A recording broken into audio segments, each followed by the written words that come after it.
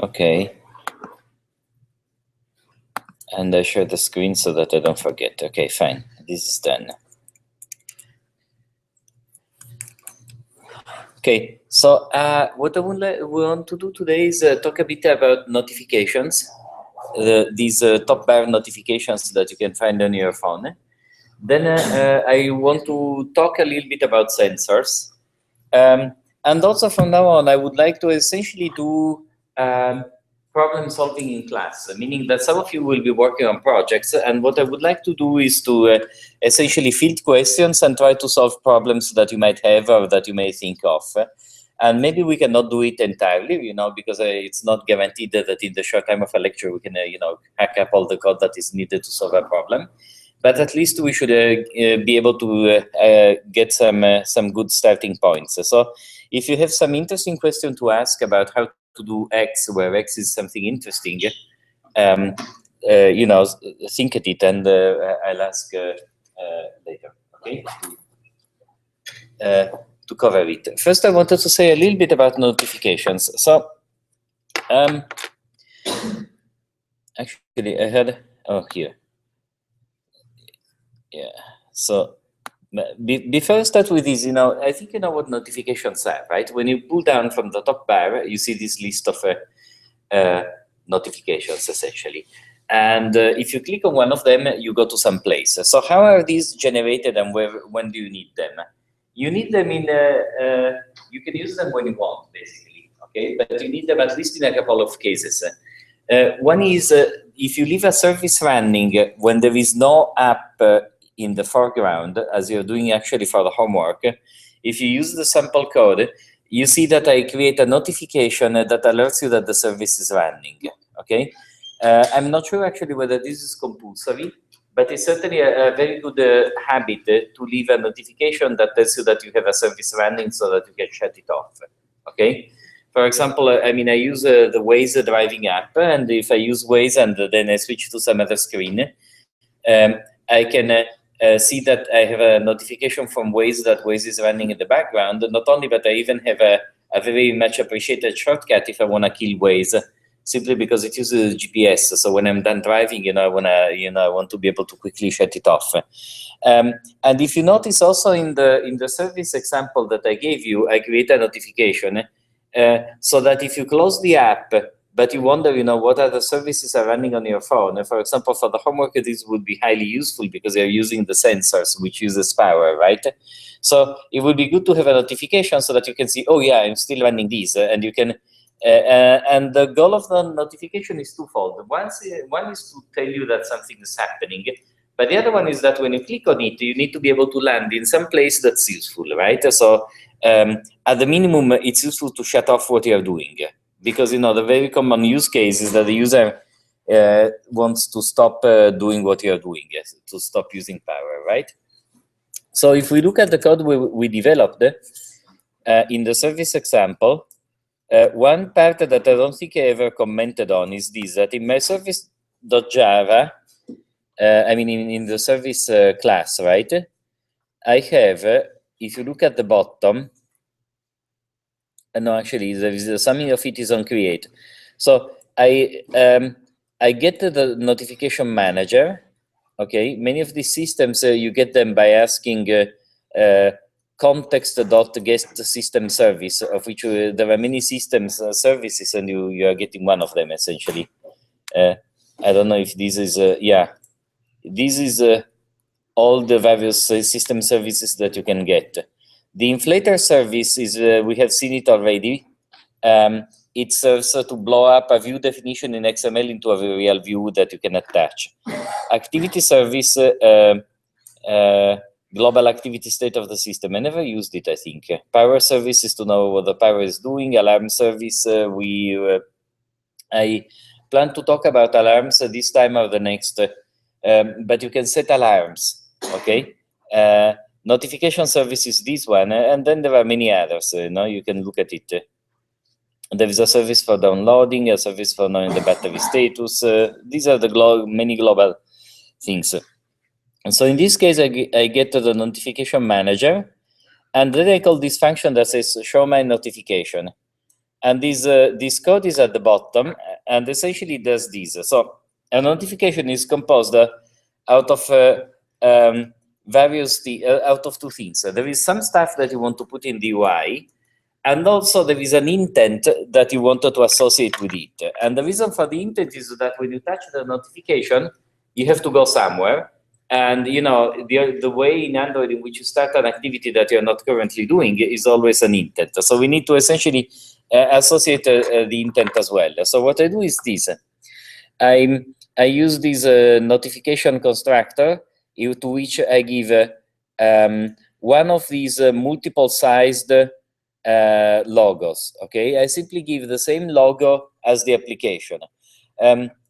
This is generally a little bit against the Android design guidelines. In the Android design guidelines, they want to have notifications that always have only black and white logos in the notification. You can think it's a good or a bad idea, but that's what they want. I personally think it's a somewhat bad idea because I mean, it makes the notification, harder to know exactly which one is which. But on the other hand, it may be distracting to have all these colors mixed for all the various icons, because every app uses their own color scheme, so they may clash with each other. So maybe there are good reasons. But essentially, here I just took a shortcut because I was lazy.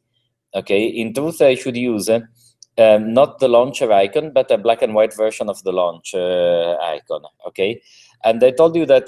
So how would I produce such launcher icons? Okay.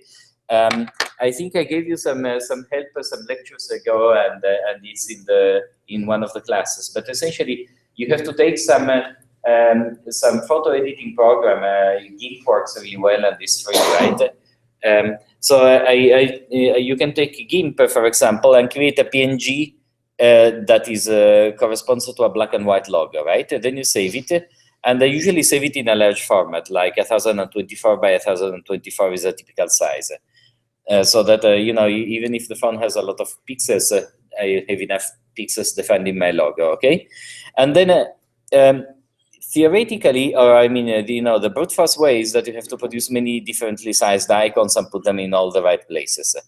But I showed you that there is an extension of Android Studio that you can install, in which you can say, oh, okay, create a new map file out of this PNG, and this will create all the right resolutions for you and put them all in the right places. Okay, so that's the way to do it, and you have it in one of the previous classes. I don't know which one, but like it was class 4, 5, 6, one of those. I don't remember, but if you need it, you can go look. Okay. So anyway, so this creates a notification that has a logo, something written, and a timestamp. Okay, and you need to give it a timestamp to the notifications. You know that they all come with a time. One of my biggest complaints about Android is actually that the notifications are not sorted according to the most recent. I don't know why they don't do that. It seems to me a totally obvious thing to do, but they don't do it. So blah. So after this, I need to create an intent so that when I press the notification, I will do something. So I create a new creating the intent is easy. But the funny thing is this, that you have to sort of put this in the freezer. You have to make it into a pending intent so that it can be passed around. To tell you the truth, I'm not quite sure why. Okay, I'm sure that there is a reason, but I don't know it. An intent, you can use it immediately, but if you need to pass this intent around and to be used later, you need to make a pending intent out of it. It's the same actually for when you use the alarm service. Okay, I don't know if we will see it this time or not, but when you use the alarm service, you need to create a pending intent, and then you need to create an intent to do whatever you want, but then you need to wrap it into a pending intent.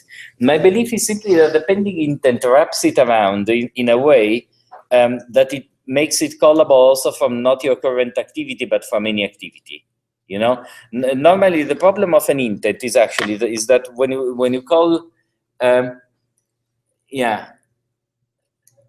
when you call start activity of an intent, the intent is supposed to be from your activity to another one, right? And I'm not quite sure what appending intent does. I think it wraps it up in such a way that it has the context of where it's supposed to come from. But I don't know. Do you know? Does anybody know?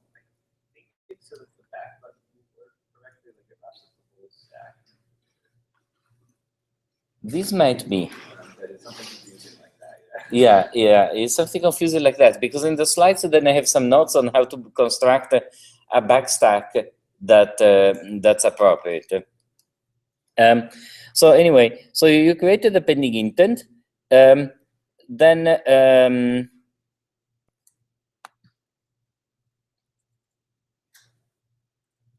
you set the last event info, which is the last information that you want to be shown there on the intent, and then you do this. You start foreground of your notification, in which you pass it on the notification ID in case you had multiple ones. We are not using it here, but when you receive a notification, you are passed which notification ID, but I'm not using it here. Okay. So this is what you do. Now, one of the uses of the notification ID is to access the notification once you have started it. And so in the onDestroy method of the service, I want to take out that notification from the screen. And so what I do is this. In the onDestroy method, I say notification manager cancel ongoing notification ID. And so that's all it takes to cancel that notification. Okay, so that's easy. Okay. So there is a bit of this boilerplate code. Now, this is a very simplified way of doing it. I just wanted to show you that I was doing it. This is sort of, zero way of doing intents. It's simple because the intent does not have a particularly sophisticated layout. You can actually create intents with a more sophisticated layout. There is a lot of documentation on intents. So what I want to give you now is a sort of brief introduction. This is the sort of simplest way to create one. I think, when I wrote this piece of code, I was researching for the minimal amount of code I could write in order to get just the bare minimum requirement, which is to have some idea for the user that something is running on your phone. Okay. Any question on this in particular? No, I guess it's fairly simple. What is the difference between the class myService and the class myServiceTask? Okay, this is a good question, but it's unrelated from intents. But let me just mention the answer. So the service is the service. Okay, it's the thing that has that you can start, you can bind to it, etc., etc. But the service per se does not contain any contain any execution thread. Okay, so my service task is a runnable. Okay, something that has a run method, and in the service we create a service task and we run it as a thread. Okay, so that's the idea. Okay, so you need a runnable that you can run in the service. I mean, it's not every service needs a runnable, I guess, right? But if you want your service to be able to do computation in the background, not just respond to events, then it needs to have a thread that is running, right? Okay. Good. So let's look at the slides a little bit. Status bar notifications. So here are some examples. Okay. So there is a logo.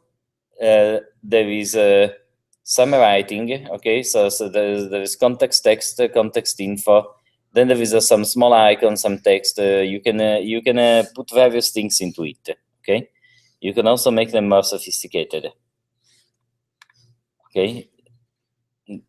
These are not my email messages. These are taken from, actually, how do my notifications look like now? Because this was taken a bit some time ago. Okay. Okay, so how do you create a notification? So this is one of these things in which there are many, many ways of doing the same thing. And so that's why I wanted to show you the service code, because the service code is actually the simplest way. But if you want to create a more complicated notification, I should tell you about dialogues. Yes, maybe that is what I should do today. I don't know, sensors or dialogues. One of the two. Do I have slides on dialogues? I will check later. But essentially, both dialogues and notifications have these builder objects. So essentially, this builder object is a builder to which you can specify various things about how you want your notification to be built. Then you call the build method, and this returns for you the notification. Okay, and after that you call notification manager notify. Okay, so here I use another method, start foreground. Okay. What is it? Again, two different ways of doing the same thing, probably. Sorry. This over comes from this. So then there is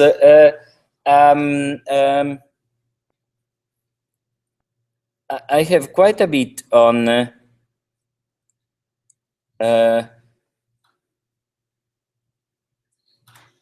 okay, now so you can choose what is the target of the notification, and you can either have an activity especially for receiving the notification, or else you can just use a regular activity that will check how it is started.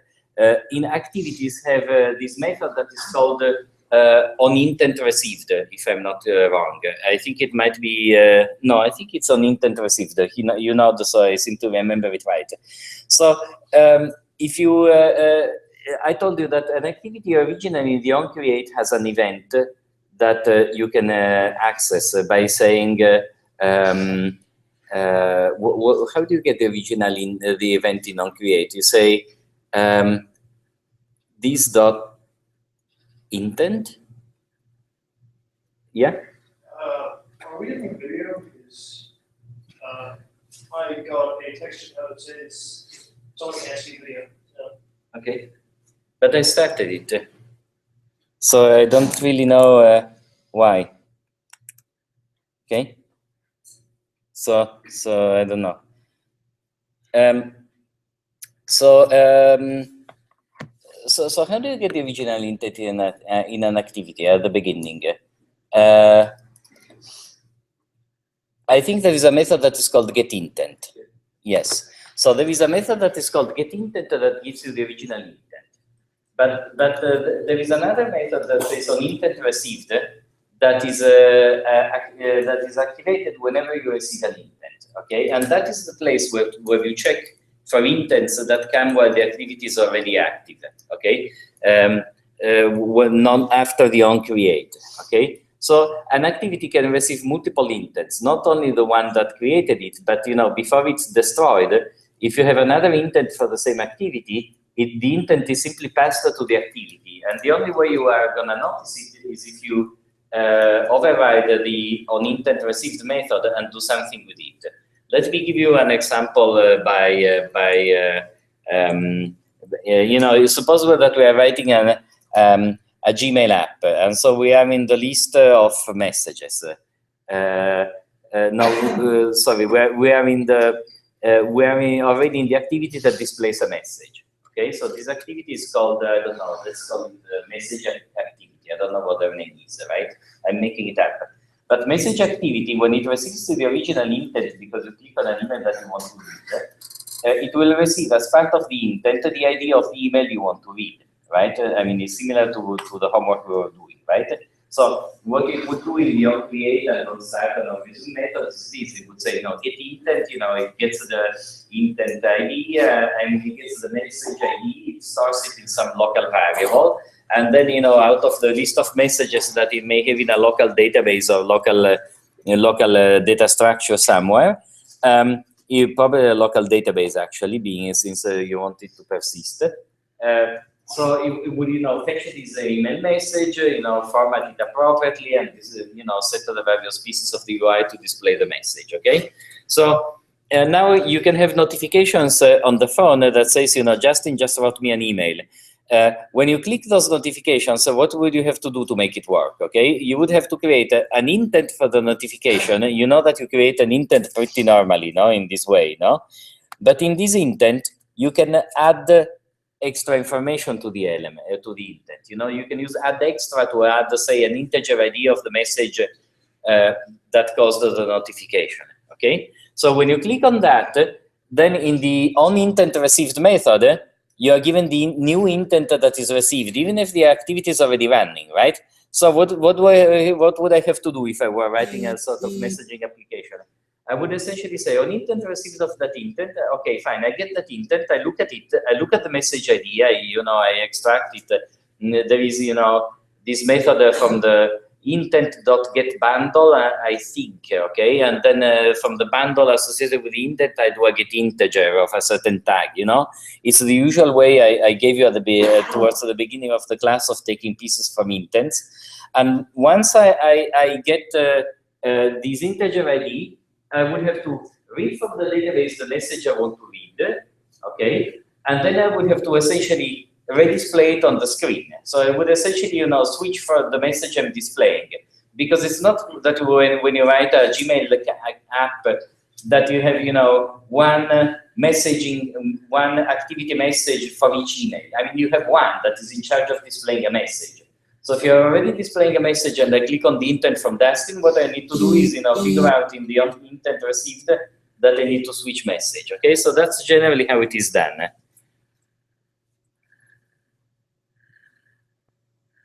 Okay, sorry. No, I was seeing whether it was a student or what that was messaging me. When the onIntent, or when you started an activity for the first time, is the onIntent receive method called after onIntent, or how does the stack order go with that? It's the same again, sorry. So when you start a new activity for the first time, the methods are called onCreate, onStart, onResume. Where does the onIntent receive fit? After onResume? Okay, I have to tell you I'm only 90% sure of my answer, okay? But I believe that the original intent is not faster to onIntent receive. The original intent is available via intent. At least, that's what I observed. I might be wrong, but I think the probability is relatively low. And I know this because I wrote some code that essentially was, I mean, you start the app, but then the app, could receive intents from a service. You can send intents many ways. For example, one way I was doing at some point is that I was having a service that would periodically send some notification, some intent to the app to bring it back in case it was not on, right? And I think that those guys would see those intents in the onIntent received, but I wasn't seeing the original intent among those. There's a slight probability I'm wrong, but we need to leave it as documentation. Actually, the intent class has a nice get extras or get extra. Yes, that's what I mean for getting the idea. So you say intent.get extra, and then you have to say the tag, and you have to say that it's the integer. Get extras dot get int of tag, and then my problem is that I forget all these names because I don't know, there are too many of these names to remember, and so I basically, sometimes confuse it whether it's get bundle or get extras or what. But thanks.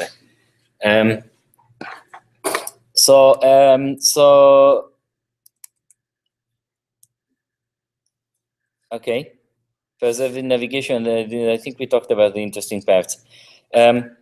Now. This slide is basically an op. It basically tells you, hey, you have to remember to declare in the manifest the activity you want to run. That's fortunately is taken care of by Android Studio when you create the activity, so it's not important. Then I have a few slides on a very very cumbersome topic that is creating a backstack. It's something luckily I never had to do, but if you need to do it, it's documented here, and I just want to tell you that it is possible. I'm not sure I want to go into a great amount of detail. I mean, maybe it's not so complicated, actually. It's only one slide. But the idea is this, essentially. Suppose that you have closed the Gmail app at time, okay, and now you are happily looking at Facebook. But now I get a message from Dustin, and I want that when you press the notification, you land on the message by Dustin, quite obviously, right? So if you don't do anything particular, when you get the message from Dustin, you know, what happens? Well, you see the message from Dustin, and if you press back, you go back to what? To Facebook, right? Because your activity stack would be Facebook, and then the message activity that enables you to read the message, because that's what's activated by the intent, right? So this is okay, but it's not quite great, because I used that when you're reading a message in Gmail, if you press back, you actually go to the list of all the messages, okay? So the point is this. So, you know, this I think is a story of a simple idea grown complicated, you know, is the end story of this. Because once upon a time, the backstack was simply to go back. And now we are getting two notions. This is a fundamental problem of fact. It confuses two notions. It confuses going back in time with going up in hierarchy. Okay? And because of this fundamental confusion, the back pattern is actually one of the sort of headaches of coding for Android. I mean, everything you do with it is simple. Figuring out what to do with it is complicated. I mean, I cannot tell you enough how many times we have essentially quarreled or thought about, you know, what exactly should happen in a certain point of the app if you press back. Should you go up or should you go where you used to be? And it's not the same necessarily. And so, you know, everybody has a different idea of how the app should react if you press back to it, okay? So there is this fundamental, essentially, I don't know whether to call it design mistake or what, you know, maybe there is no better solution, but clearly there is a conceptual confusion behind what back means. And so to try at least to, you know, bend to the confusion and allow for double use of this back that is also hierarchical, what you do is this. You can fake a pass so that when the user lands in a particular message, say, if they press back, they see still the old list of messages. You are creating a fictitious past, okay? What would it be called? Like rewriting history, right? But this is called, they call it creating a backstack, essentially, okay? So this is how it is done, essentially. You get a stack builder, okay? So there is a task stack builder that you can create. Then you can add some parent stack, then you can add the intent to go to the top of the stack, then you can build these intents. I mean, I think you can read the details if you want. And then in the end, you can, sorry, where is my, so I have this stack builder. I'm not using it yet. Sorry, I think I'm on the wrong place. Hey, okay. Okay, so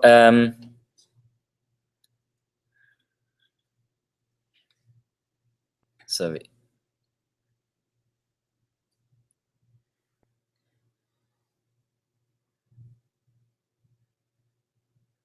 Oh, then you create the pending intent out of that stack builder.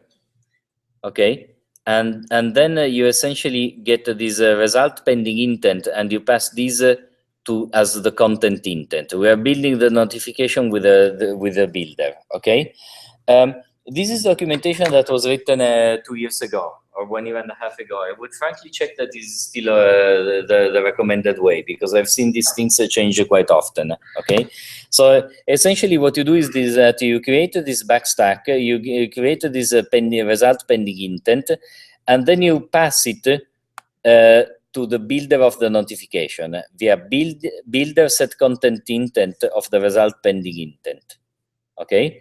At this point, builder is the builder of the notification, and when you call build on it, you get the actual notification, and then you can say notification manager notify ID of builder build. Okay. And so you can create in this way a notification with a given backstack. Okay.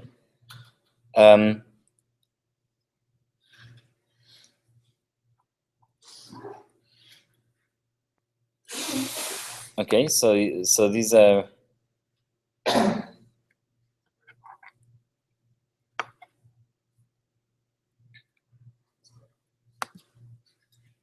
various ways of doing it.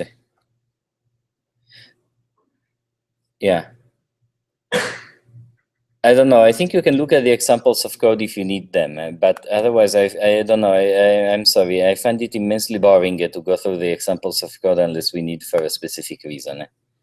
So I just want to leave it more to you to look at. So alarms are done in a similar way, by the way. In an alarm, you wrap an intent, and you then define where the intent leads. Actually, a good example to think about in class all of us a moment would be this. Suppose you want to build a kitchen timer. Okay, this is one of these things, and now I found an app I like as a kitchen timer. But I was always unsatisfied because when I need a kitchen timer, I need a very simple one. Okay, I gave it as homework some years ago. Maybe I'll give it again at some point. But suppose I want to design the simplest kitchen timer. The ones I like have a +1 button, +1 minute. You know, you don't need less than a minute. So there's +1 minute. You have a reset. And then basically you have a start and stop, and when it hits 0, it beeps. And then when that's the essential. Then you can do some fancy thing like, if you once it hits 0, it should beep. But in the ideal kitchen timer, you should go back to the time you originally set it, so that if you cook always the same thing with it, it will always go to the same time. So for example, for me, the times that are useful are around a quarter of an hour or 10 minutes. So if it hits 0 and goes back to 10, then with the +1 and -1, I can very quickly, get it to the next time I need. Okay, but these are UI things that are not really our concerns, and I'm sure you know how to do by now. But essentially, think at what we have to do. Okay, what does actually? Maybe I shouldn't think for you. We know enough at this point to design a kitchen timer, but how would you do? I mean, what's your suggestion? How many activities do I need, or what do I need? What are the ingredients of a timer? Let's see. So I mean, clearly I need at least one activity that contains the UI, right? Probably I don't need other activities because I need only one UI. I mean, I just want one screen. I want a simple timer. But how would you implement, say, the countdown? As a service, as you showed in the example. So you would have a service, and what would the service do? Pretty much just set up the timer, and that would set up a runnable, which would then be executed, and the runnable itself would be responsible for incrementing the time and then beeping when, in the event that it reaches the time specified by the user. Yes, so this would be a solution, right? He's suggesting essentially, do as the service example. Create a runnable. The runnable, what does it do? It sleeps a second, I guess. You can say that sort of trying to give your mind. It would wait a second, and every second it would do what? It would send a message back to the activity. That would be have in mind. And the activity would then, display at that time, and use it as a random number generator, and this sort of works. Okay, so this is one possible solution.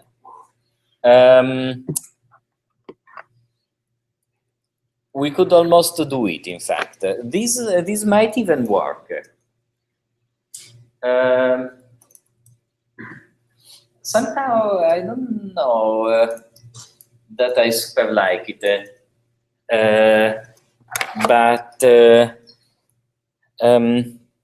So why don't I like it immensely? For two reasons. Okay, one is that sending messages across activities is heavyweight for something that you want to do every second. So a simpler solution would be like the tomato game that I gave you to implement for homework. That you do the following. Okay, when you are in the activity, and just making time. Okay, but think about it. When you are in the activity, you can post randoms to the handler of the activity. You know that you can post a delay, right? You saw it in the homework example. So you can post a random with a delay of 1 second, and when the random wakes up, what does it do? The best solution is that the random, whenever it wakes up, gets the current time, subtracts the initial time, and so knows how much time has elapsed, and calculates the new time. I think that's a little bit better than just subtracting 1 second at a time, because you know, you don't know actually. I mean, you're asking that your runnable runs after 1 second, but you don't know precisely how long it will take to run. Okay, and so if the phone gets busy, no, your answer will still be to the second. No, it's a little bit, but you know, it's a little bit better, I guess. Now, this would be. Then you might wonder, you know, what happens if you switch away from that activity while the countdown is going on to say check your messages. Okay, when you go back to it, if the runnable computes the difference between the current time and the time when you started it, you don't have a problem. It would still display the right time. Okay, so this might work. What I don't like a lot is this, that when I say to the runnable, please schedule yourself after 1 second, this is fine, but the runnable may take a few milliseconds to run. And so, you know, slowly, the waiting time plus the execution time is slightly above 1 second. And so there will be times in which, you know, it will tell me 5 minutes and 0.3 seconds, then it will do 1 second jumping, 1 second a bit longer than a second, and so it will jump up the two second markers at once, and then we see 5.03 and then go back to 5.01, you know, skipping the 5.02 is simply because you have essentially the seconds of real time that are slightly out of alignment with these seconds of you know, of the runnable running. So I think that would be an annoying problem. Okay, so actually designing a good stopwatch is not so trivial in that sense.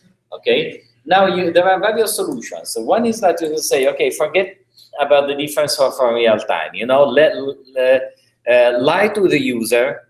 The user will not care about an egg that is cooked 1 second more than due. So, you know, simply every time the runnable runs, decrement of the second. So you give the user the illusion that you're counting the right time. You are not, but nobody is going to care. Okay, so this is one possible solution. I don't immensely like it either, being an engineer. I think there is a class that is a periodic timer that one can use. And I think we should be able to find it. Okay, so I'm discussing all these solutions to give you examples of things one can do in order to solve a problem. Okay, but there is Android periodic timer. Okay, example. I don't know whether to look at an example. We could look at a couple. I mean, I don't want to go too much in detail on these. Okay, but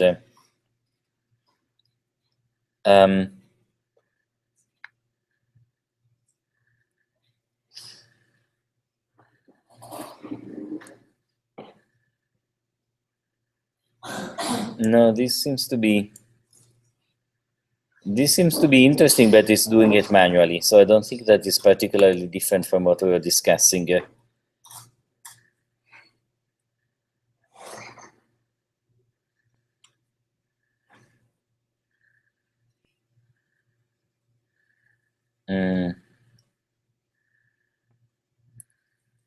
Yeah, I don't think that these methods really.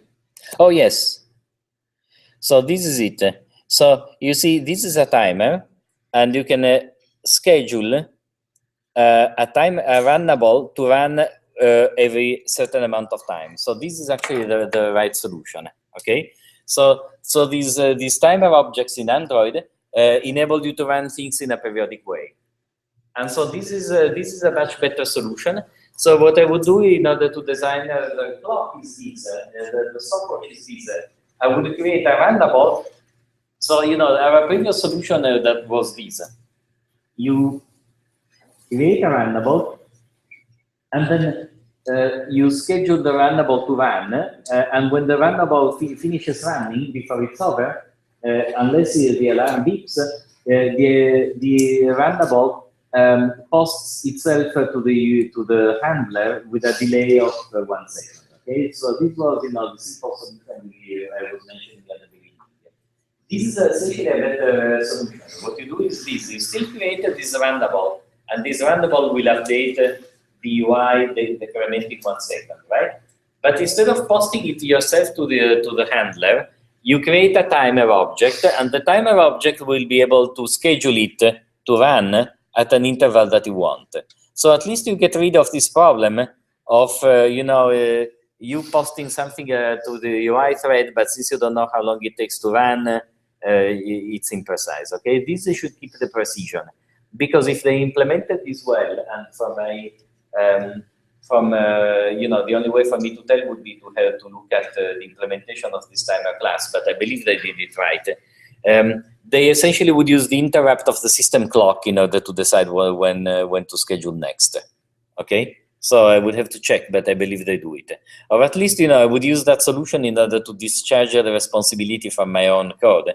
And then, you know, if I can complain that the timer class is somewhat broken, then I can worry about some other solution. But at least I would give it a try. Okay, so this is another solution. You want to say something? I was just wondering how you couldn't have a variable of the class, which when the user enters the time, we keep that time in milliseconds, right? And every second we just decrease the millisecond by 1,000. If the milliseconds variable we have is 0, then it'll prolong. Yeah, sure. Okay, yes, that's right. But have you did something that you say? So that's the template of the yeah. You do it in the on draw on the canvas. So you can check the time right before you draw the time on the screen. Yes. And you do it with the same function, so then the time being drawn will be as accurate as the Yes. updated with the screen, which probably without the Well, but the on-draw method is not called all the time. It's only called then if you do like how it is called invalidate. yeah, but if you Invalidate 50 times a second. you just invalidate at the end of the same function call, and you store the start time and you did like the algorithm. Yes. But you remind me, you know, it's an anecdote, and it's true, okay? If you're developing an embedded system in an MS-DOS, one of the things you have to do is you have to measure the power consumption, okay? So that you know which kind of power adapter you need to build, or a kind of battery or whatever, okay? You know what is the thing that uses the most power in MS-DOS? I mean, how would you, No, the system prompt. So when you do nothing, that is what uses the most power. Because there is a civil loop that essentially says, is there an input? No. Is there an input? No. Is there an input? No. And that, you know, busy waiting uses the most power possible. And I believe that they retained these features, so to say, because it makes it incredibly easy for, you know, embedded system developer to actually know what's the worst case, right? And so once it's done for the worst case, they're fine. You know, it's very easy to leave a system there and see whether it overheats or not. Just leave it there in that. Yeah. So wait a second. No, I waited. We wrote a computer that literally just pokes you until there's something to do. Yeah, When you do nothing, it literally just stands there poking you until there's something to do. yes, but you know, more sophisticated OSs, when they detect that there is nothing to do, they put the CPU in a low activity mode until the next interrupt. That's the only way you can save power. No? I mean, it's not entirely true. These modern CPUs, you know, switching the bits from 1 to 0 from 0 to 1, that takes power, and you can, you know, selectively power off portions of the CPU depending what you have to do, etc., etc. But But so no, let me come back to why I was saying this about DMS. It's because your method works, but I think it draws a lot of battery power, which maybe for a kitchen timer is not so important, But I don't know, there is something in me that hates the having this continuous error. But yes, okay, that's also yet another possibility for doing that. One of the things that I was hoping you could talk about is you made a post with regard to simplifying assignment number 6. I looked at the post and I really didn't understand it. I was hoping you could talk a bit about it. Okay, I'll do. So now we have one problem left. Okay, when you're in the activity, this updates fine. But if you switch away from the activity, then the alarm doesn't go off actually, and it happened to me a couple of times with apps that were written in a stupid way. So how would you write your app in a better way so that if I start checking my messages, and the timer goes off, I can still, and the timer should go off, it does actually go off so that I shut off whatever I'm cooking. The way would be to set an alarm, okay? And this actually would be pretty easy to do because you would simply set an alarm, and an alarm has an intent, and the intent of the alarm, you simply make it point to the activity that is the timer, so that it brings up the timer activity. I think that would be by far the simplest. Okay. So the only I wonder if I have slides on how to create alarms. Let me check a moment.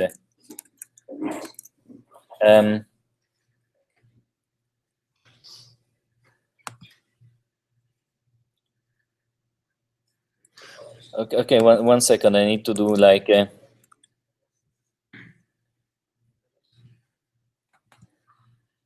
Here I have. I may not have a lecture on alarms that I can share with you.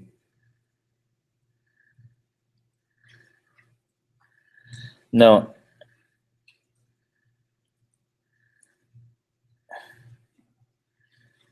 No, alarms I would have to prepare the lecture. I mean, I know how they work, so I wonder if I can. I think I can at least show you one example of an alarm. 1 second, okay? I don't want to open the whole app. I just want to open only that. 1 second.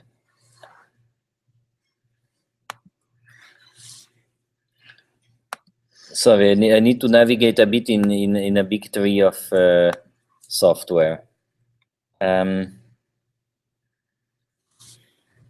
Alarm receiver, okay? So this is something that receives alarms.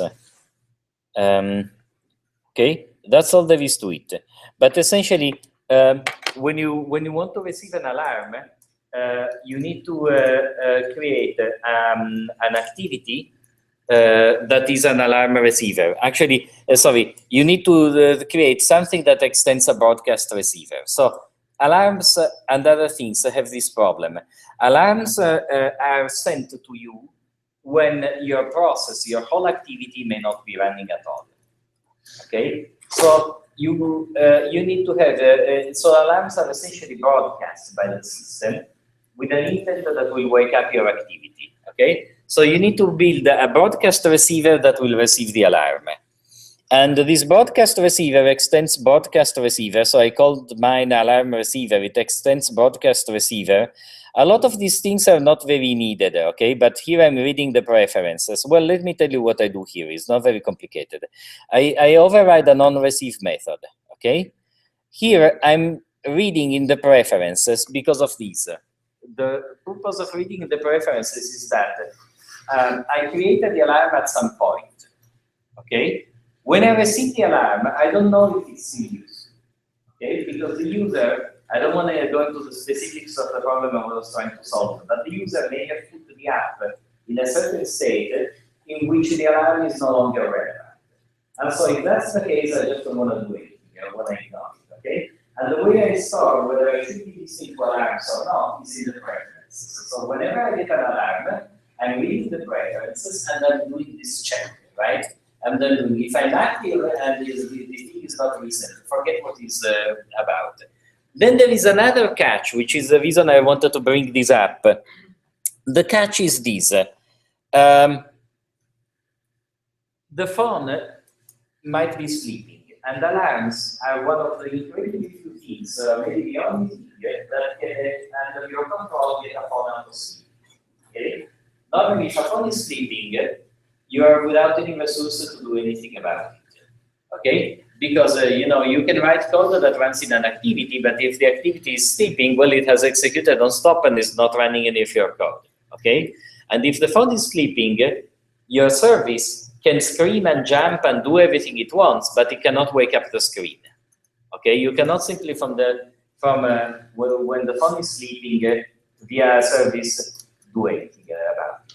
I mean, if you do an intent to start an activity, you know, the intent will stay there somewhere, and when the phone will be woken up again, that activity might start. But if the phone is sleeping in your pocket, you know, one of the design principles of Android is that the phone should be sleeping in your pocket, right? You wouldn't want your phone to come alive in your pocket without you knowing about it, right? There is one exception about it, and the one exception is alarms. Because obviously, you know, if you want to be woken up in the morning, you want to be able to switch off the phone. I mean, to you know, switch off the phone, put it on your side table, and then it still goes off in the morning, right? With the screen that says, you know, shut me off. So it's if the phone is sleeping and it's woken up by an alarm, it is up for a very brief amount of time in this on receive method. One of the catches, which is also very difficult because it depends from phone to phone, is this. Once you receive an alarm, you are awaking the on receive, but there is no guarantee on how long you can stay awake. Some phones go back to sleep within 50 milliseconds. Not very useful, as you can imagine. So what you need to do often when you're in a broadcast receiver is generally the broadcast receiver cannot do anything. You know, it's not one of these things that has a UI. So almost universally, certainly in all the cases I've seen, when you're in a broadcast receiver, what you need to do is that you need to bring up some activity. Okay? And when you want to bring up an activity, how do you do it? Well, you create an intent and you start the intent. The problem is that the phone will want to go to sleep while the intent is being launched.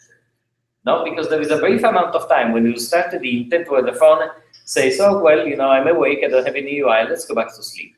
Like as in the morning, I guess. No? And so what you need to do is this. If you want to be sure that you don't go back to sleep, I'm getting this partial wake lock. This partial wake lock is a lock that essentially there are various types of wake locks. You can look at the documentation. There is a full one that puts the screen to maximum brightness and keeps the phone awake. I don't need that. I simply need a wake lock here that will keep the CPU awake for a little while longer. Because once you start an activity, it's easy to keep an activity on if you want. I don't need it in this case, but if you want to keep an activity on, there is simply a flag that you can put that says, you know, keep the screen awake. And it's what you do when you develop, you know, this like a game. You know, usually you want to, in fact, maybe do it in the homework so that it doesn't go to sleep while you move your tomato around. So here I get this wake lock, okay, and I want to acquire it, and in order to simplify my life, you know, the official nice way of doing it would be this. I acquire the wake lock, and then from the activity I release it. But I didn't want to bother. I'm a lazy person, so every time I can. So I decided, let's acquire the wake lock for only some amount of time. I don't know what that amount of time might be, but it's probably like 1 second or something like that. Yeah, 1 second, okay? So I just grab it for 1 second, which is by far long enough for me to be able to launch an intent that starts my activity, okay? So I get the wake lock for 1 second, and then, you know, I build an intent and I just do a context start activity of my intent. And this will start my activity, okay? So this is in general how you receive alarms, okay? You can find most of the information in the documentation. But unfortunately, this trick that you need to get a wake lock in order for this to be reliable, this unfortunately you have to, I mean, I found it on Stack Overflow after much experimentation in which I thought originally that my broadcast receiver was broken because the phone would not actually wake up. And then I found that yes, it was awake because I got a log entry for a very brief amount of time. But then it went back to sleep before the intent was launched on the phone on which I was testing. So you need to do this. And in the manifest, you declare an entry for this. So that is Android manifest broadcast receiver. Okay, so oh, here is a tutorial. This Fogel person normally has Lars Fogel has nice tutorials. So let me see if I can just find the code.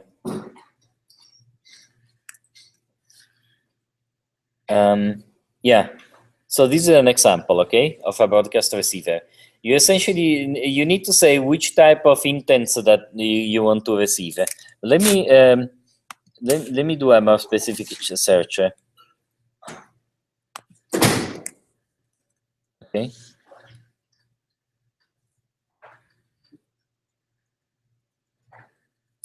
You see a lot of people complaining about not receiving alarms, and I haven't gone. Okay, so everything.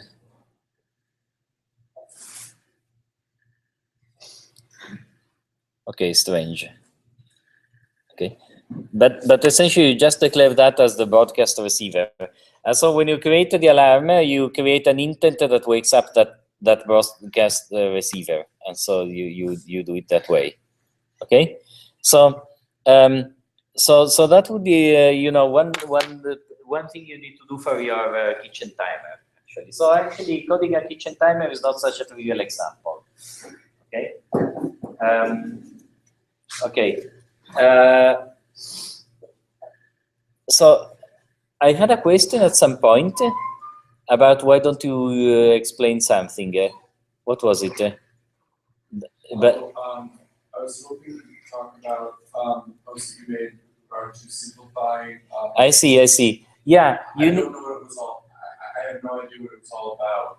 Okay, I can tell you very simply. Look at this event class that we did last time, and look at the event class branch of the code branch that.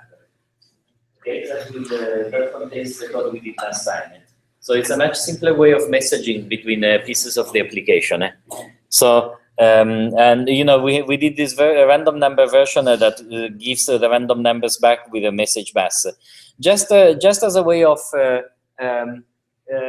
summarizing what we did. Essentially, when you communicate in Android between different threads and different processes, the best way to do it is via messages.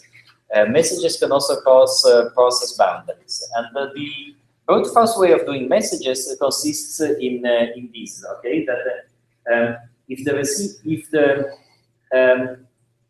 for example, if the service runs in its own process, the service has a service thread that is running. The service thread has a handler, and in the onBind method, you would need to say activity. Here is the handler of the service thread, and then you would need to pass the handler of the activity the other way around. Then they could talk to each other by posting messages to these handlers.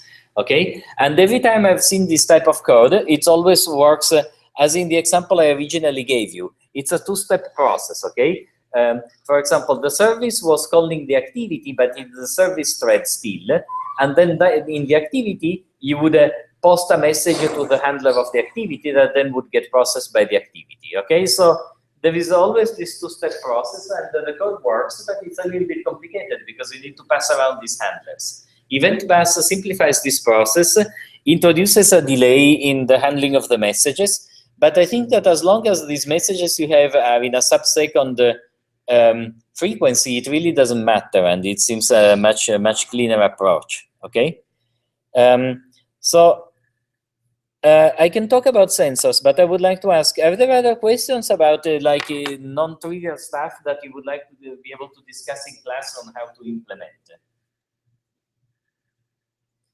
I mean, if not, it's fine, but try to think of them for the next time. Oh, big announcement. I'm not, Thursday, Dustin is giving a class on how to program for Android, avoiding programming in Android, essentially.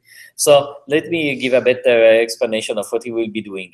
But there is this framework that is called Apache Cordova that is based on this principle. It creates a web view on the phone, and it has Java libraries for the phone in such a way that if you code in JavaScript in the web view, the JavaScript can call the Cordova libraries and can get a lot of things done, accessing sensors, the internet, local storage, taking photos, recording movies, and doing all this. Not only, but Cordova has this kind of libraries, not only for Android, but also for iOS, for Macs, etc. So if you write essentially in JavaScript the content of this web view, and you call these JavaScript libraries that talk then to the native libraries on each one of these devices, you can write an application once, and you can have it run on multiple targets, okay? And so Dustin, who is an expert of JavaScript and these type of things, will give a class on that. I will be away actually to a conference, but you know, I highly recommend that class. You know, you should come. Not like me with me that you stay home sleeping. Okay. What would you like me to do? Should I go into sensors or should I? Preferences? I mean, would you like me to ask how to implement other things? Should we try to brainstorm? Actually, that's the most fun part, the brainstorming solutions to problems. So if you have good questions. Actually,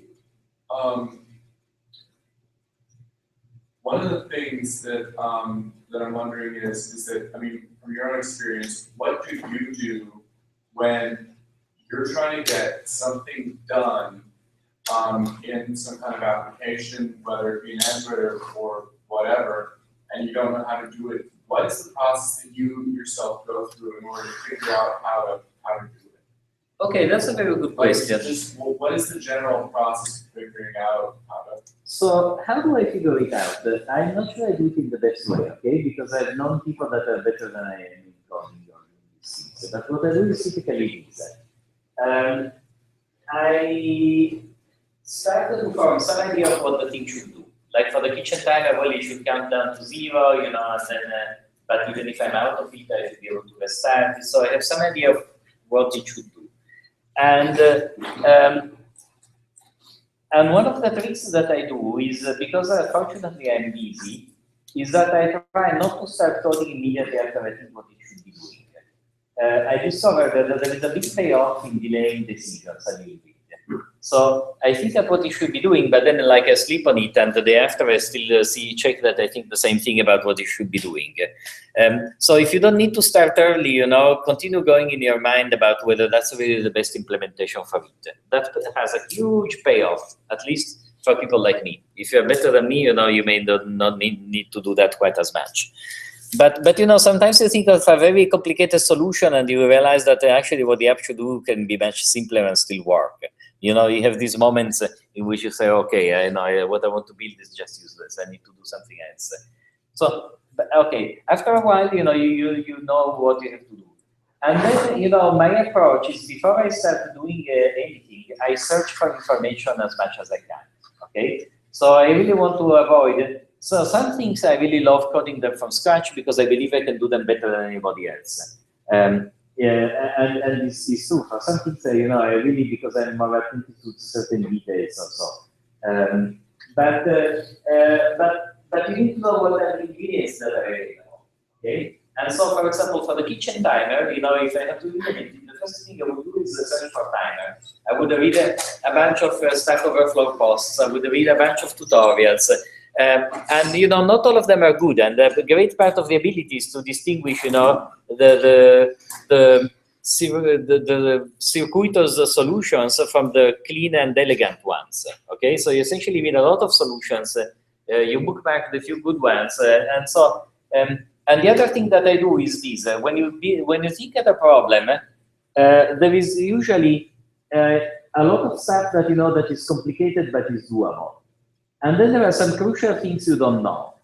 Like I don't know, you want to make an app that. Let me give you a simple example of an app that you can do with sensors. The app is not simple, but I would like to be able to look here and tag this corner of this table, and to say, for example, painted green. And I wanted that, you know, via the gyroscope and the sensors and the GPS, this knows this. And then when he comes here, let's say, you know, via his phone, via his sensors, when he points at his phone in this way, I want to superimpose the tag painted green with the image of the table. Okay, suppose I invent an app like this. I didn't actually some people that wanted to do it as a startup. I think eventually they did it as a startup. One of the customers were, you know, utility employees that could go and say, you know, this pole needs, electric pole needs something. No, I mean, those are spaced enough that it's easier to do, I guess. But you really want to be able to go in a restaurant, and this was the original idea. To say, space is point at the base, you know, in the, you get the idea, right?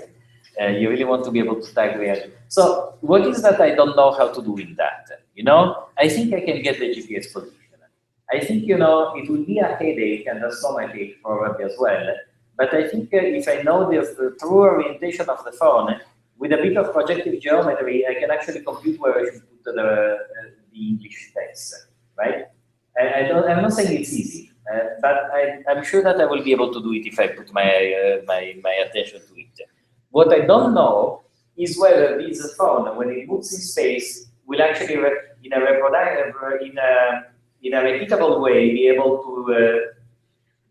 to point at the same place, right? Now it points to the same place, then I do a couple of sweeps, the accelerometer and the gravity sensor may get a bit confused, and now I do this again, and does it give me the same time? So I would always start by building the application from the hardest thing, from the thing that has the most unknown, right? So that you can sort of decide whether it's feasible or not in the quickest possible way, okay? And so that, you know, if you discover that you need to follow an entirely different approach, you discover that as soon as possible. So that's what I always do. Of course, you know, you always get it wrong because, you know, your assumption of what you have to do and the truth of what you have to do not necessarily coincide. Often you think that some things are trivial, and then you get beaten back by you know, something that you don't consider obvious that should be possible, that instead is highly impossible. I cannot make a very good example, but yeah. So I think that's how I start. I think the biggest advice is to look for as much information as you possibly can. And in fact, you know, I try to do it, but time and again, the people who code better than I do always treat me in the same way. That, you know, I search for information and then I start coding. Maybe you know, maybe some projects are 6 months long, etc. Right? In the meantime, they spend less time coding, but more time reading and searching. And so they tell me, oh, look, but this new library has come out that can do this in now, you know, 10 lines of code. And I haven't noticed because, you know, in the last 6 months, I've been just developing that. And so I don't notice the new library, basically. And so that's, you know, all the time. Event Pass, right? Event Pass is relatively new. I haven't needed to use events from last year. Last year it was not there, now it's there. And, you know, I didn't know it if somebody didn't tell me. Okay, because I don't search for it all the time. Anyway, that's a very good question. I don't know if anybody has anything to add. What are the suggestions for... I tend to do is I start by saying, what do I need? And I write that down. And I tackle the problem in pieces. Can I get, for example, during this tomato game, right, the first thing I did was just say, can I draw my view on the screen? Yes, yes. So I'm a big fan also, I don't know whether it's called I don't know the nicknames. What is a new flexible prototyping? No, rapid prototype.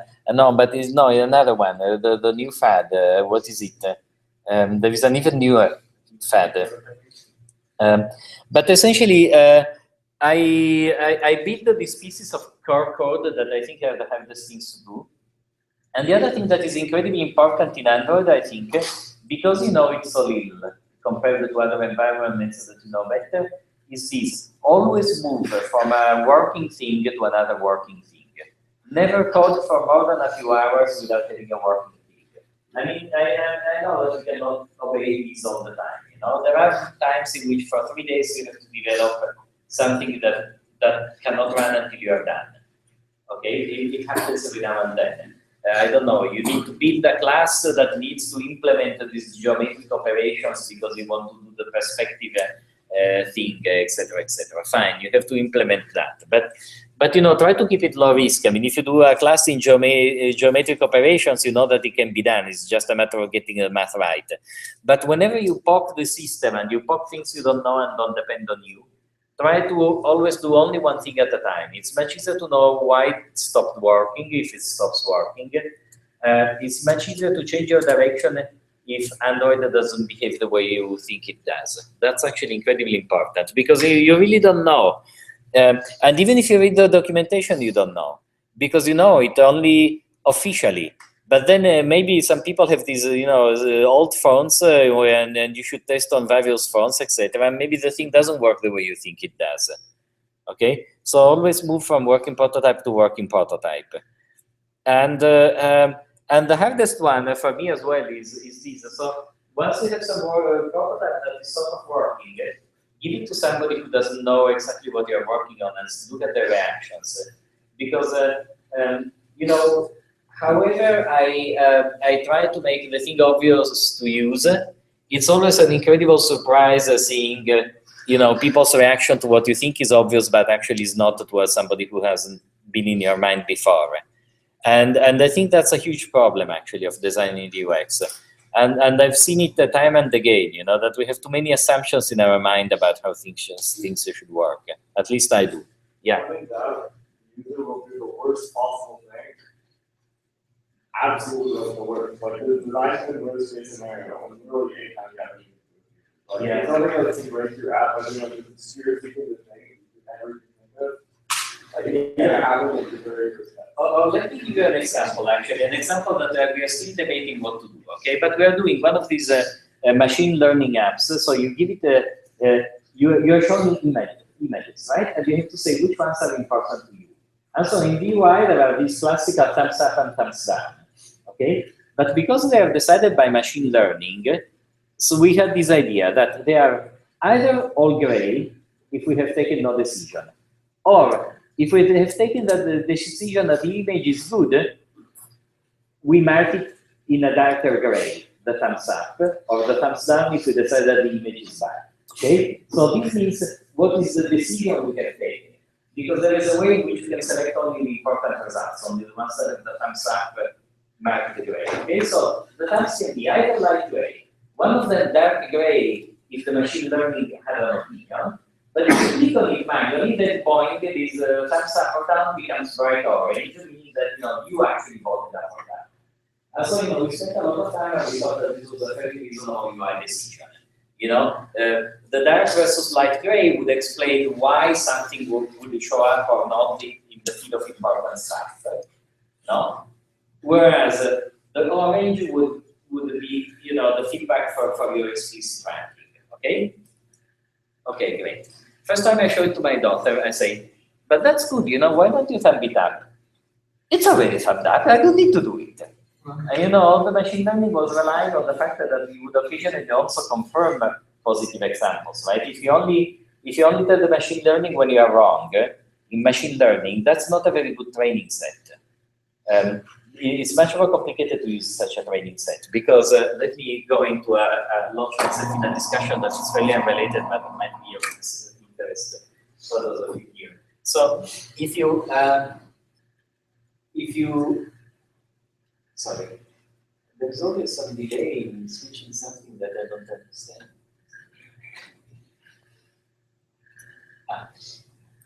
So imagine that in machine learning, what you do is often solve classification problems. Okay, so if something is important, something is not important. Imagine that the objects you have are points in the 2D space. In reality, when you classify things, the feature space is much larger, and so they're not points in 2D space, but the situation is more complicated. But don't care about it. Okay, so imagine that there are points here, and that you tell me that these are important, okay, and these are not. This is what you tell me at the beginning. And then I guess a somewhat correct line that does something like this. Okay?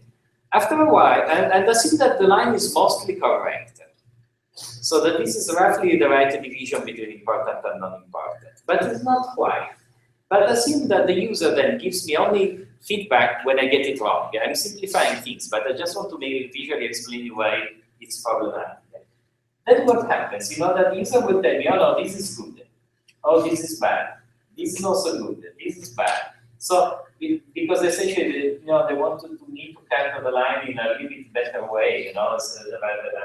So the problem with it, in a very visual way of learning only from corrective feedback, is that you need to weigh this corrective feedback differently. If you weigh it as much as the original learning points, what you get is this. You get a lot of input around here.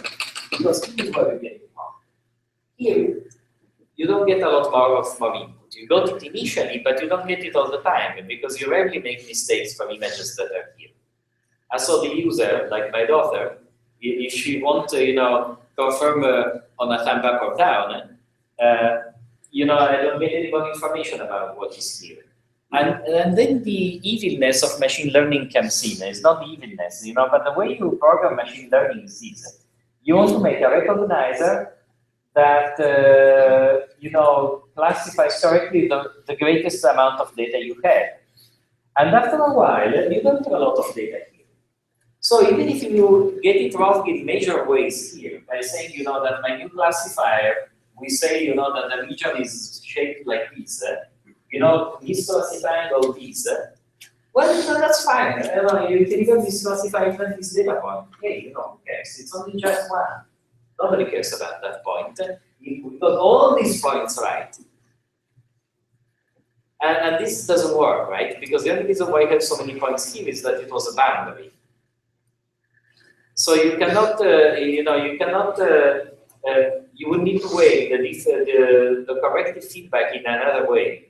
There is a lot of theory in machine learning that I don't want to get into now, no? But essentially you have to be very careful. And so there is the part, you know, I'm not an expert of official machine learning. We have, you know, Manfred Warmuth, David Hembold that give wonderful classes about machine learning. But I've used it very widely. And to me, in a sense, this is side information I'm passing to you. But I've seen that the obstacle to machine learning is often not the algorithm you are studying. So sure, it's good to know what are the great algorithms. But the greatest difficulty is generally not the algorithm. So the greatest difficulty is building the whole loop from the UI, the acquisition of the data, deciding from which data you have to learn, and deciding which data you should present to the users or how in order to get what kind of corrective feedback, yes or no, or how. This is by far the greatest difficulty. At least as far as I'm concerned. Okay, and so yeah, I mean, in our app, this was a big fail. You know, we are still trying to determine how to essentially give an indication that the machine learning thought something, but still in a way that the user is enticed also to give us confirmations and not only give corrective feedback. Okay, so these problems are real and they're fairly big. Or else, you know, we should know that. Or else, you know, we should know that some feedback is corrective and we have to weigh it differently, and then there is a question of exactly how, and it's not very simple at all. Okay, so that is an example that really caught me by surprise of a UI that I thought was well thought out, and the user totally uses it in a very different way. Yeah, actually, very good question. How do you develop stuff? Okay? Yeah. The other thing is that actually this next thing will be interesting because I always wanted not to teach software engineering anymore because I became a total non-believer in this waterfall model that was the old good old fashion of doing the software engineering. I think that except in the cases of some corporate software, the idea that we have a design specification is mostly false, and the idea that the user knows what they want is also mostly false. It's really true even when you design these apps that until you give people a prototype they can play with, they really don't know what they want. I mean, they will tell you what they want, but it's not necessarily what they actually want when they have it in their hands. So it's very difficult to visualize. Okay, should I start with sensors a bit? So, okay, one of the things for sensors is this. I advise you to install an app that is called, this is sort of a,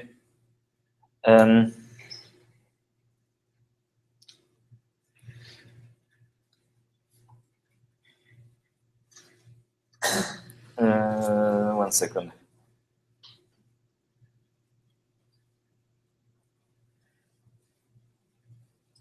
So I have too many apps.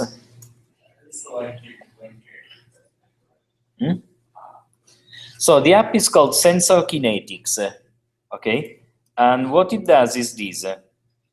It gives you a list of all the sensors that you have on the phone. Not all of them, but most of them. I have a temperature sensor, but it does not detect it. And if you choose, for example, the accelerometer, okay, it shows you a graph of the values. I need to press start. Okay, so let's look at the accelerometer. As you can see, there are the XY values. Well, this is not completely flat. If I put it flat, the XY values are very close around 0, and the Z value is around 10 meters per second square, which is a gravity acceleration. Okay, so it may come as a surprise, but these accelerometers measure the absolute acceleration. Okay, and so if there is gravity acceleration exerted on the phone, then you see that. Okay, so if I tilt the phone a little bit, okay, now there is less acceleration in the Z direction because the phone is tilted, but there is more acceleration in the Y direction. Okay, because of the angle of the phone is making. Okay, so I think that playing with this app and looking at the sensors is one of the best ideas to know what these sensors actually do, okay, and what information you might have and what is the resolution. For example, let me put it back at 0, and now I'll give it a nudge in the X direction. So if you have the phone app, the X is this, the Y is this, and the Z is, through the phone. So let me give it a nudge in the X direction, like that, okay? So you can wonder, for example, can I write an app that detects if I slowly move my phone to push it off the table? Okay, let's see. Would something like this be detectable? And you can see hardly. So you see that it would be very hard, given the amount of noise, to write an app that is good enough at integrating the sensors to know the precise position. I mean, I think a little bit you might be able to see it, but I'm not sure that. So Sensor Kinetics. Okay. Okay. So these are, so at any rate, let me go over a few of the sensors. So these are the accelerometers. Okay. There are X, Y, Z acceleration, and it does not filter gravity out. Okay. Then there is a gyroscope that measures, and I will have occasion to talk more about it, maybe otherwise next time. But these measures, sorry, I have to press start. The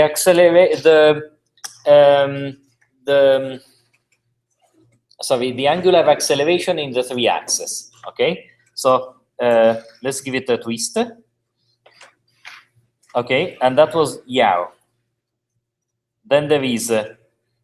So, this horizontal is yaw. Do I pronounce it right? Yaw. I know how to write it, but okay. So it's, moving the tail of an airplane, essentially. If you think of the phone as an airplane, yaw is this horizontal wiggling. Now you can pitch up and down, okay? So this is the pitch, as if you have to think at a boat, I think is the easiest. And the roll is side to side, okay? So essentially this gives you the rotation along the 3 axes of the phone, okay? So you have a magnetometer. So this is actually a super useful instrument. I love it. So which gives you the intensity of the magnetic field in the 3 directions. So essentially, why do I love it as an instrument? Because it's, the gyroscope tells you how you accelerate the phone, but it doesn't tell you which position it is in space, no? And you don't know whether the user is holding like this or, the accelerometer is a little bit better, because if you integrate the accelerometer over some interval of time, you find the direction of the gravity vector. I mean, or say it a little bit better, if you wrote some piece of code that I presume is writable, that essentially uses the gyroscope to know how you are rotating the phone, and then tries to remove the constant component of the acceleration. The constant component of the acceleration will be the gravity vector, and so you know which way is up, if you have to do it manually. But otherwise, this magnetic sensor is very nice in being able to show you which one is the orientation. Okay, so, and look at it a moment. Now there is magnetic field XYZ. Now I rotate this phone, and you see that the XY components are changing. I mean, if I rotate it homogeneously, I don't know what the temporal resolution is, but I should be able to get sinusoids that are out of phase by 90 degrees, right? Okay, I don't know how good I am, but roughly, okay? But you see that you would have to remove the average values. Also, the magnetometer, if it's a real magnetometer, which it is, of course, would be very sensitive if I put, I don't know, I wonder what happens. Actually, that's an experiment I haven't tried. So these are my keys. They're mostly metal, but I think they're mostly non-magnetic. But I wonder if this would be detected. Yeah, you see? I'm just touching it and it's changing. There is some of these keys that are magnetic, evidently. Yeah, so some of these things. Okay, so magnetometer, gravity sensors. The gravity sensor, essentially, it would be harder for you to write these. It would be harder for you to write this integration that tells you which way the gravity force is. Okay, but the phone contains some of it done for you. Not all phones have it, but if you have it, then it's very easy to use. This does not matter. And if I change, you see how smoother the line is than the acceleration? It's because there is some active filtering. There is some mathematical filtering going on that filters the gravity out of the noise and out of the, small accelerations that you might have. For example, let's give it a try in another way. See, now I accelerate the phone vertically and I do like, okay, yeah, the filtering is not perfect, but still is pretty good, okay?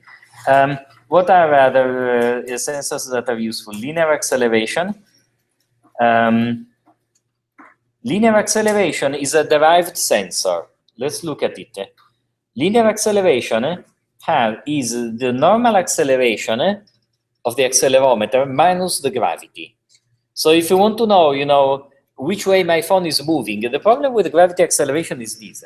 If you have the phone still, the z acceleration is telling you 10 meters per second square. But that's not the acceleration of the phone. That's just the force exerted.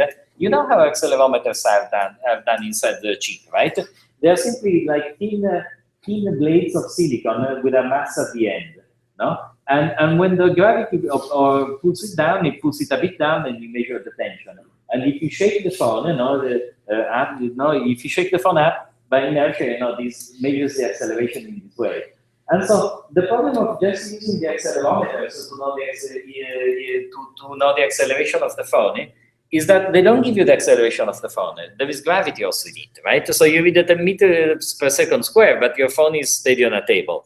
So if you want to know the real acceleration of the phone, you need to actually subtract the gravity. And so this is what the linear acceleration sensors do. They are a mathematically derived sensor, but unless you believe that you can do better than the algorithm that they built in, which is possible to do better, I guess, if you really are dedicated into that.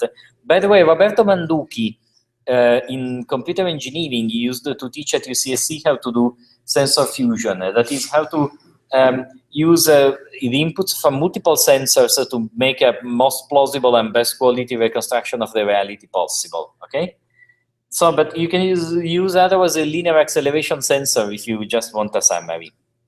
Let me look at others. Rotation sensors. Yeah. So this is another derived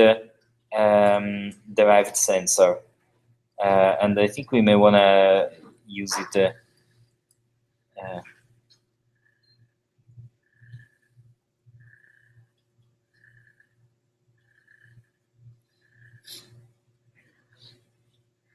Yeah. Ambient temperature is available, but it doesn't know how to read it simply. Proximity sensors, this is, you know that the phone can tell you whether you're holding it to your face or not. It's simply, it's shining a LED. Actually, you can see it, no? It's that one. You see that LED goes going on and off? You see, because this projector is sensitive to infrared. And so that's the proximity sensor. And then there is a light sensor, a pressure sensor. Actually, pressure sensor is pretty nice. I don't know how reliable it is, but you could build an altimeter, a barometric altimeter out of this phone. It's really pretty sophisticated. It's a pity that I use it mostly just to check my messages. Yeah, this wonderful object. Okay, so these are the sensors that are available per se. Now, how do you use these sensors?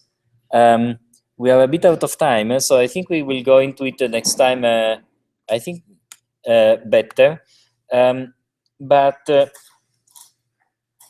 yeah, okay. I don't know. I don't want to start 5 minutes to the end.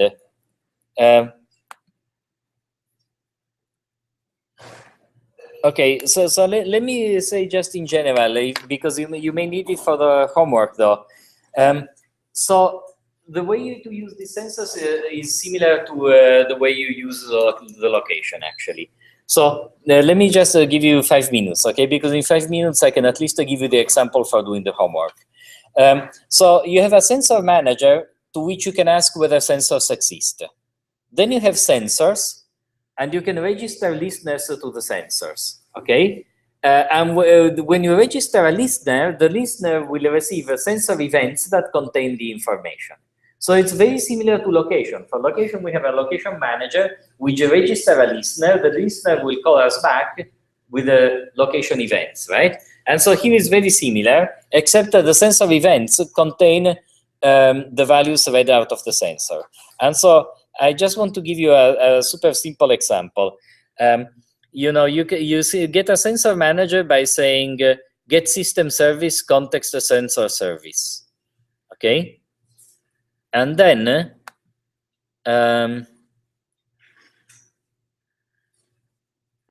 you can get a sensor by saying sensor manager get the default sensor type accelerometer, okay? Or sensor manager get sensor list sensor type gravity. You may get a list, okay? So you can get either a specific device or a list of devices, okay? And then you remember that in for location you had a listener that had multiple methods. One was on location changed, and the other one was on I forgot. Yeah, it was on activation or something like that. But otherwise, there were two callbacks on sensor changed and on accuracy changed. Okay, and typically the one you're interested is on sensor changed. And I just want to give you a very simple example. This is on sensor changed. So you get a sensor event, and then this event has a very simple structure. You say event.values is a vector that contains the various values you are interested in. For example, for an acceleration sensor, for the tomato example, you know, a simple way to do it would be to read you don't care if gravity is z. Actually, it's fine. You don't have to use the linear acceleration. You are not interested in how much a person is moving the phone in the homework. All you want to know is the phone tilt. So you get the acceleration, the accelerator sensor, not the linear acceleration, just the raw acceleration. And you look at the XY components of this acceleration, right? So once you get to the accelerator sensor, you subtract the events, and these events will have event.values 0 is x, event.values 1 is y, and events.values 2 is z. Okay? So in that way, you can get notified of these various values of XYZ acceleration. And you can easily build your tomato example, okay? Actually, I think I may have given you some code sample already. But if you, this is a good way to debug your homework, essentially. That if you go back to the accelerometer, no? This is what I will, you see, forget about the Z, look at the XY, you know? Look at it. Now I tilt the phone to make the tomato come towards me, right? And so you see, you can give to the tomato an acceleration that is proportional to the acceleration y. With a positive acceleration, meaning that it has to go towards the bottom of the screen. So that pretty much tells you how you have to code your tomato example. If I tilt it this way, the phone to my right, okay, you see that a negative acceleration x means that the tomato has to accelerate towards the right. Okay, so with this, it should not be very hard to guide the tomato in the homework. Okay, all you need to do is implement this listener for the sensor of type acceleration. Okay, any doubt about the homework, by the way? Any problem driving the tomato around? I think the difficult thing to do and that you have to think about is how to have the tomato